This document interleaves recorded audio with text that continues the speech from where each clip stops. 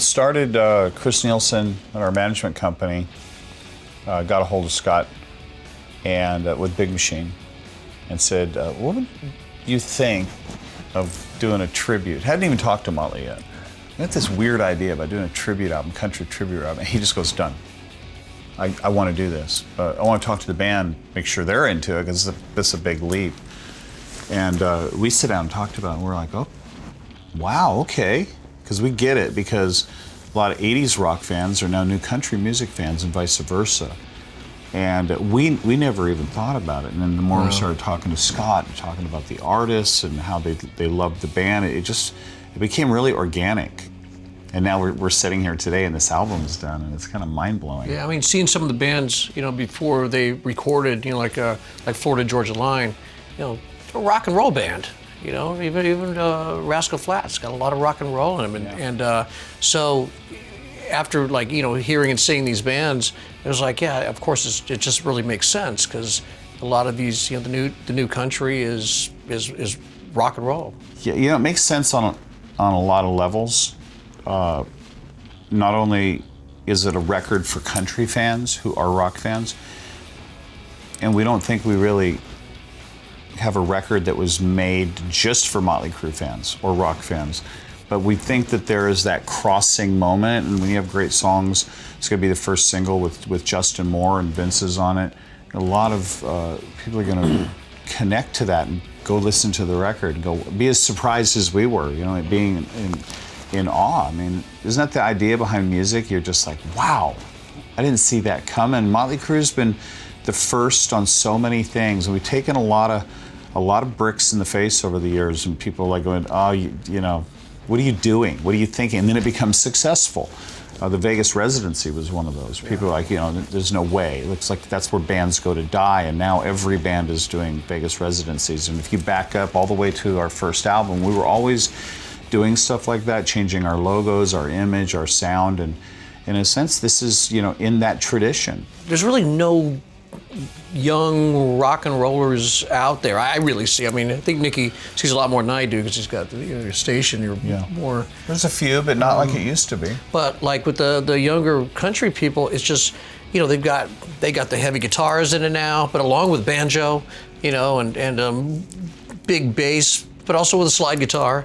You know, it's a little bit of everything, and you know, so I brought up Florida Georgia Line earlier, and like, you know, you go out there and their guitar player's got mohawk and tattoos, and it's cool. It's rock and roll, but just in a little different way.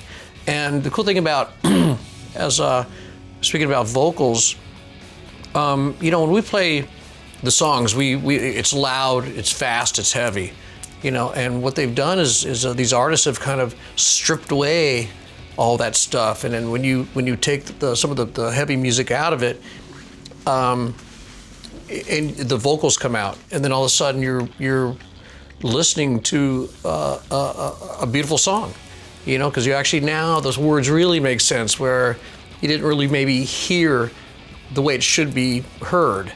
And so that's a fun part about when I first listened to this album. It was like, wow, I mean, I sing these lyrics, but I just didn't really listen to it before. With the visual presentation, without a doubt. Yeah, absolutely. I watched an awards show recently, and I was like, wow, it's like the Grammys 1989. Everything's on fire, and the girls are half naked, and the band's like down in front just shredded on the guitars. And well, even with, you know, going back, it's like when, you know, Garth Brooks was playing a lot, you know, he had this giant show behind him, you know, with pyro and everything, and it was like, obviously he got that from some rock and roll bands. He said he was really influenced by, you know, even bands like Kiss and stuff. Right. So, you know, it's a pretty cool thing. Just think, if we've had a little bit of influence on a different genre of music, it's pretty cool. As a songwriter and lyricist, I'm inspired by the quality of how songs are put together, and they're put together in the same way that great songs were put together in the 70s. Amazing intros and verses, and really big open choruses. I hear that more in country than I do in rock now, right now. I think everybody, you know, always has some country music in their life. You know, my dad's from Texas, and so grew up listening to Johnny Cash and other artists, but then as growing up, country music wasn't like country music now. Sure. It was really country.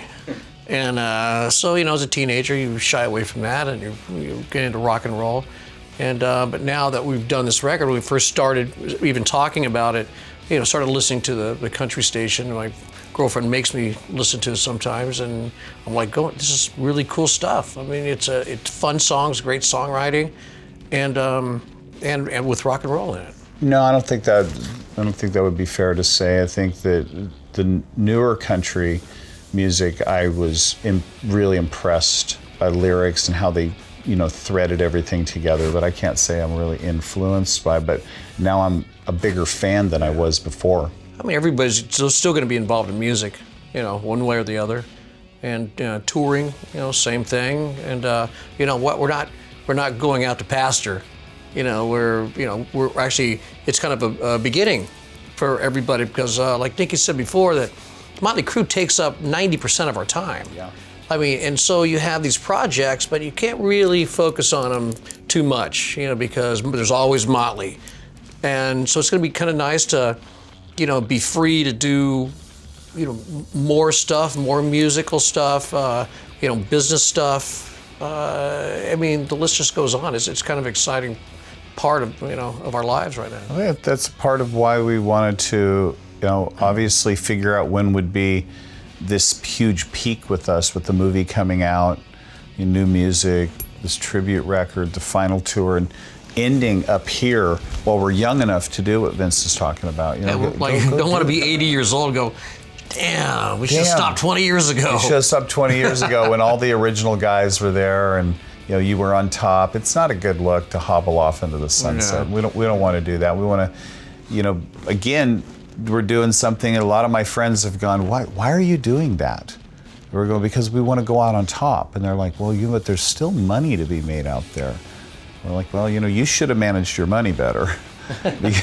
Because we want to like have people think of Motley Crue the way they think of Led Zeppelin and a lot of other great bands, and that were kind of ended in their prime.